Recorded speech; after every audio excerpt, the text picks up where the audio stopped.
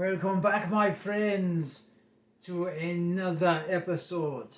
As you can see, I was able to follow through, and we have a new setup, relatively permanent. The background may change in the future, but at long last, something more sophisticated, something that feels more appropriate for the situation. And no more change, well, not too much change for a good while. I am pleased with the progress of how things are going. And today is going to be a bit different for you, my friends, because we are going to have a rather short episode. I'm going to have a brief little bit that I am going to go through with you today, like we usually do, but just one thing I came across today, and then stick around for the afterwards, because I have a few announcements to make. But for now, without any further ado, let us get to the episode. Welcome, my friends. My name is Rogan, and you are watching The Mysterious Stoner in the Bowler. And this particular series is The Good, The Bad, and the Bible. Now, if you're not familiar with this show, we have been talking about the good and the negatives of the Bible, because there's more of the latter than you might believe. But we have been going through Exodus, and we are in chapter 31 today. And do you recall some of the Ten Commandments? Specifically that one commandment that said to keep the Sabbath day, to keep it holy. That basically the Israelites are allowed to work 6 days a week, but they have to rest on the seventh day. God decides in chapter 31 to remind the Israelites and gives them a bit of incentive to follow this commandment. He says in verse 14, "You shall keep the Sabbath therefore, for it is holy unto you. Every one that defileth it shall surely be put to death. For whosoever doeth any work therein, that soul shall be cut off from among his people. 6 days may work be done, but in the seventh is the Sabbath of rest, holy to the Lord. Whosoever doeth any work in the Sabbath day, he shall surely be put to death." This is the God of the Bible speaking.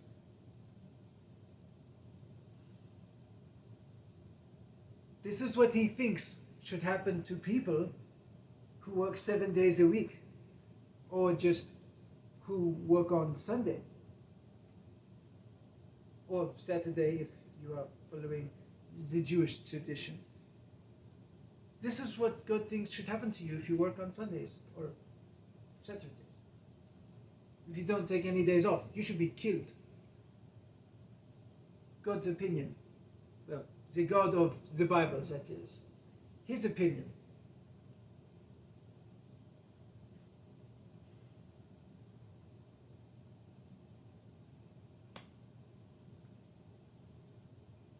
Who would want to work for a guy like that? He takes this way too seriously.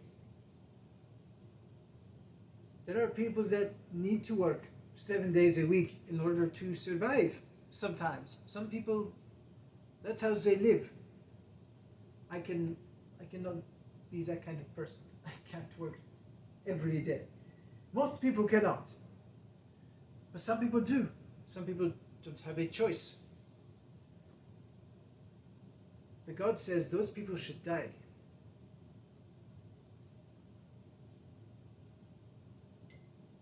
And people think the Bible is such a great book. Exodus chapter 31, verses 14 and 15. That is all I read.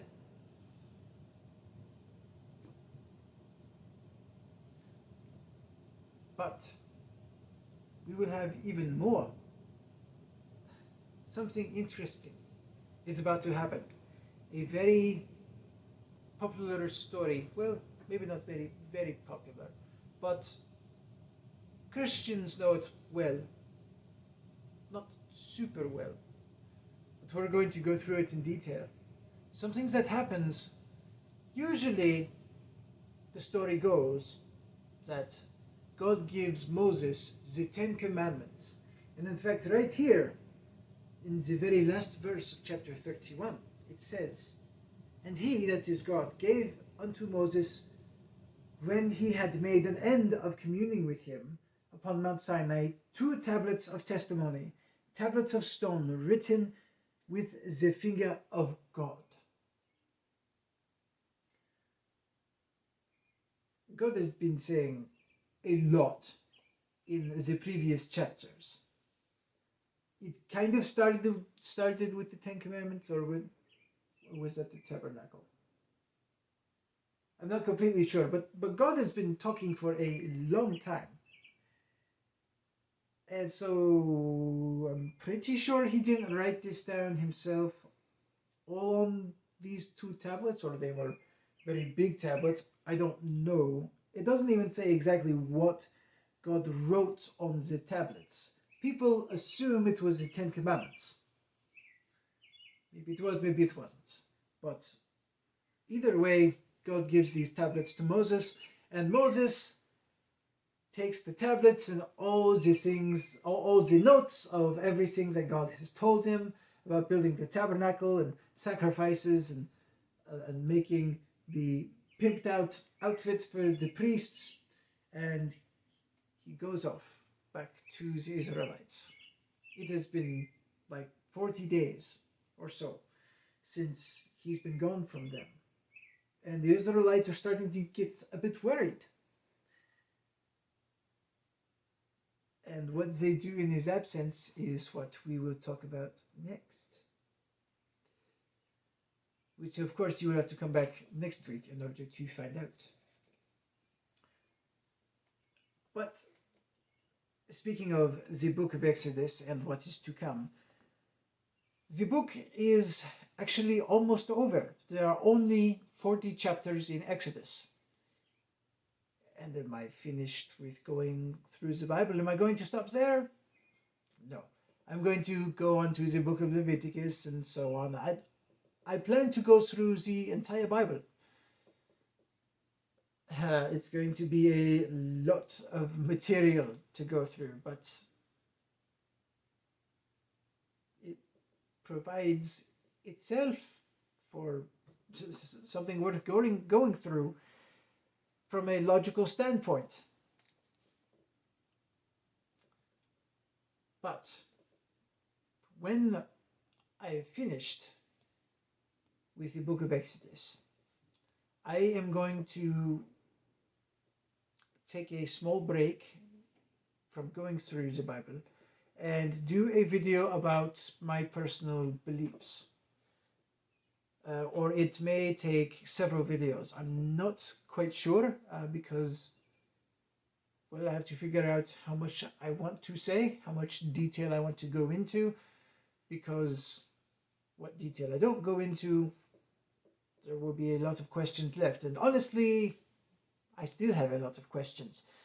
And so there is a lot of things that, well, a lot of things, I suppose, that will make me sound a bit crazy to most people, although I may already come across that to some of you already. But like I said, it will take me some time. We still have 9 chapters worth of material to go through the book of Exodus, so I have some time to actually start working on it and start writing it out. I, I know I usually don't script these episodes, but I mean, these are my personal beliefs we're talking about, so I would like to be clear and as concise as possible. I try to be clear and concise through these episodes as well, but I also like to be more, just a bit more relaxed, you know.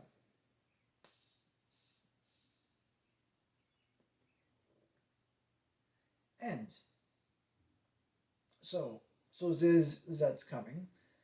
Um, Once we finish the Book of Exodus, a video or two on my personal beliefs, and then I have one final announcement for you. I don't talk about it very often on here, but it is still an ongoing thing. I have a challenge for any who would like to try. There is a video. I will post the link in the description below, providing I remember to. And now that I have said it, I will most likely remember to. But I have created a challenge around these different accents that I use. I have a whole reason as to why I do it. There is a prize, and part of this announcement is actually an update on that prize. It is a cash reward for being able to answer three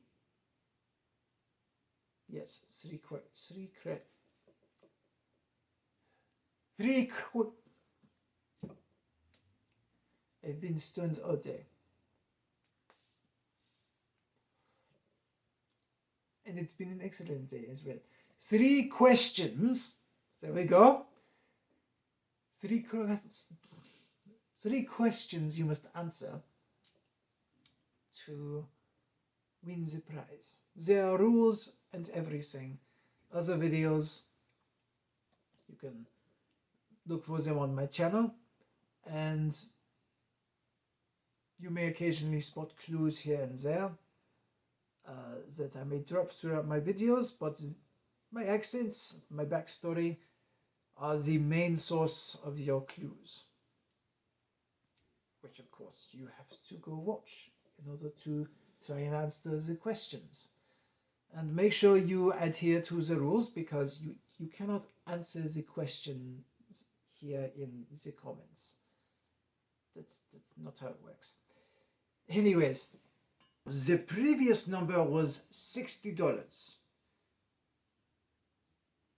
So that was a good while ago, but not too terribly long. Now it has grown, because I put a little bit in with each of my paychecks, because I'm serious about this, and that amount has grown from $60 to $290, so to almost 300.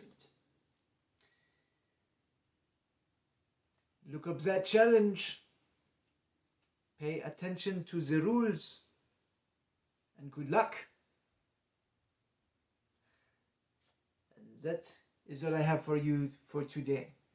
So stay safe, my friends, and until next time, farewell.